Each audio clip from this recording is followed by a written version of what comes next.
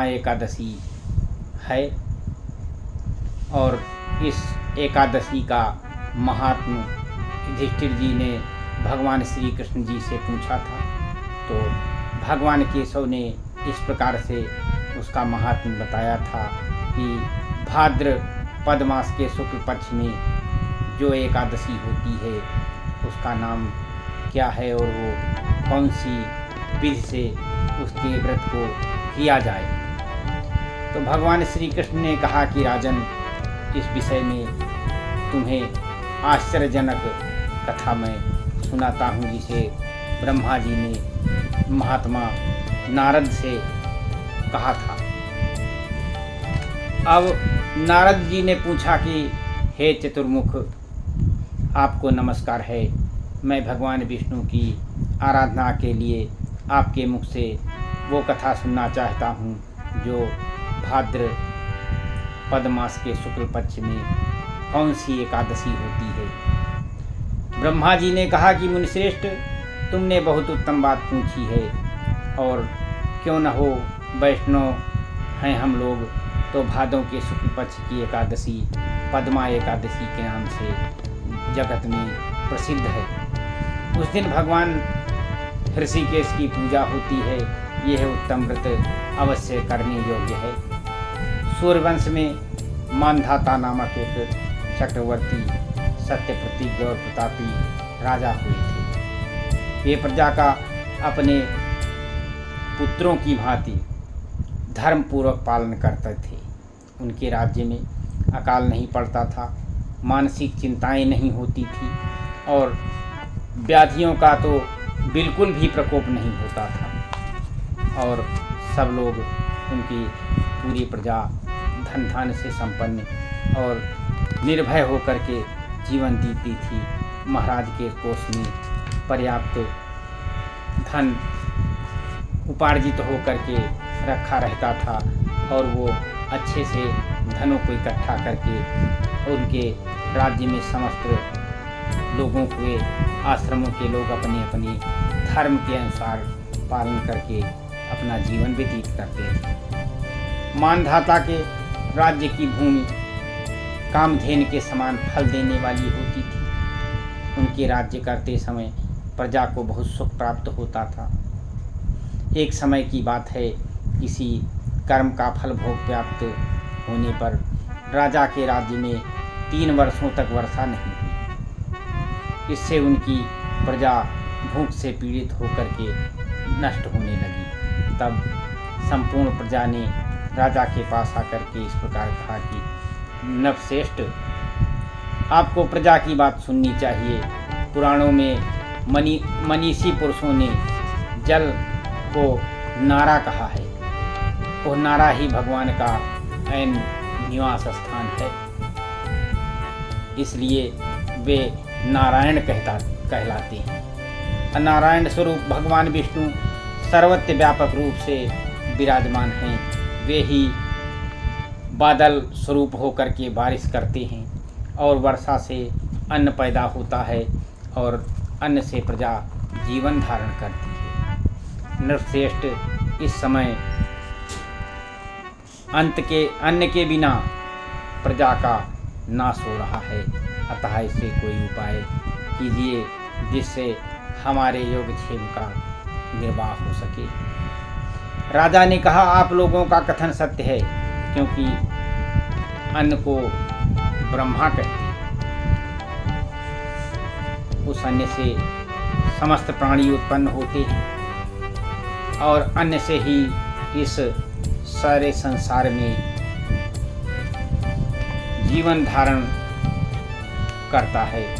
और सारे लोक में बहुधा ऐसे सुना जाता है कि पुराण में भी बहुत विस्तार के साथ ऐसा वर्णन है कि राजाओं के अत्याचार से प्रजा को पीड़ा होती है, किंतु जब मैं बुद्धि के विचार करता हूँ तो मुझे अपना किया हुआ कोई अपराध नहीं दिखाई देता। फिर भी मैं प्रजा का हित करने के लिए पूरी कोशिश करूँगा। ऐसा निश्चय करके राजा मानधाता गिने गिने व्यक्तियों को साथ में ले करके और विधाता को प्रणाम करके सघन वन की ओर चल दिए। राजा वहाँ जाकर के मुख्य मुख्य मुनियों और तपस्वियों के आश्रमों पर घूम फिर करके पहुँचे। एक दिन उन्हें ब्रह्मपुत्र अंगिरा ऋषि का दर्शन हुआ। उन पर दृष्टि पड़ते ही राजा ने हर्ष में भर करके अपने वाहन से उतरकर और इंद्रियों को बस में रखते हुए दोनों हाथ जोड़कर उन्हें मुनि के चरणों में दंडवत प्रणाम किया। मुनि ने भी स्वस्ति कहकर राजा का अभिवादन किया और उनके राज्य के 7 अंगों की कुशल पूछी। राजा ने अपनी कुशल बताकर मुनि के स्वास्थ्य का समाचार पूछा। मुनि ने राजा को आसन और जल दिए। उन्हें ग्रहण करके जब वे मुनि के समीप बैठे तो उन्होंने इनके आगमन का कारण पूछा। तब राजा ने कहा कि भगवान, मैं धर्म के अनुकूल प्रणाली से पृथ्वी का पालन करता रहा, फिर भी मेरे राज्य में वर्षा का अभाव हो गया। इसका क्या कारण है, इस बात को मैं नहीं जानता। तो ऋषि बोले कि राजन, ये सब युगों में उत्तम सतयुग है। इसमें सब लोग परमात्मा के चिंतन में लगे रहते हैं तथा इस समय धर्म और चारे चरणों से युक्त होता है। इस युग में केवल ब्राह्मण ही तपस्वी होते हैं, दूसरे लोग नहीं। किंतु महाराज, तुम्हारे राज्य में यह शूद्र तपस्या करता है, इसी कारण बादल पानी नहीं बरसा रहे। तुम इसी के प्रतिकार का यत्न करो, जिससे यह अनावृष्टि का दोष शांत हो जाए। राजा ने कहा कि मुनिवर, यह तो एक तपस्या में लगा है, दूसरे निरापराध है, अतः मैं इसका अनिष्ट नहीं करूँगा। आप उसके दोष को शांत करने वाले किसी धर्म का उपदेश कीजिए। तब ऋषि बोले कि राजन, यदि ऐसी बात है तो एकादशी का व्रत करो और भाद्रपद के शुक्ल पक्ष के महीने में जो पद्मा एकादशी के नाम से विख्यात है, उसी व्रत का पालन करो। उसके व्रत के प्रभाव से निश्चय ही उत्तम वृष्टि होगी और नरेश, तुम अपनी प्रजा और परिजनों के साथ इसका व्रत करो। ऋषि का यह वचन सुनकर राजा अपने घर लौट आए। उन्होंने चारों वर्णों के समस्त प्रजाओं के साथ भादों के शुक्ल पक्ष के पद्मा एकादशी का व्रत किया।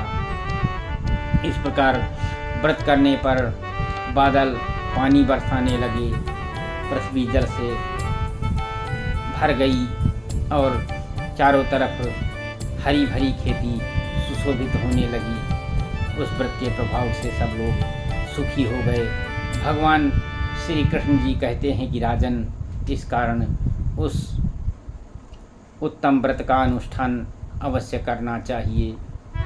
पद्मा एकादशी के दिन जल से भरे हुए घड़े को वस्त्र से ढककर दही और चावल के साथ ब्राह्मण को दान देना चाहिए। साथ ही छाता और जूता भी देना चाहिए। दान करते समय निम्नांकित मंत्र अवश्य पढ़ना चाहिए। नमो नमस्ते गोविंद बुध श्रवण संगकः अधोष संख्ययं कृत्वा ससंख्या प्रदो भव भुक्ति मुक्तिं प्रदश्चैव लोकानां सुखदायकः। बुधवार और श्रवण नक्षत्र के योग से युक्त द्वादशी के दिन बुद्ध श्रवण नाम धारण करने वाले भगवान गोविंद आपको नमस्कार है, आपको नमस्कार है। मेरी पाप राशि का नाश करके आप मुझे सब प्रकार के सुख प्रदान करें। आप पुण्य लोगों के भोग और मोक्ष प्रदान करने वाले तथा सुखदायक हैं। राजन, इसके पढ़ने और सुनने से मनुष्य सब पापों से मुक्त हो जाता है।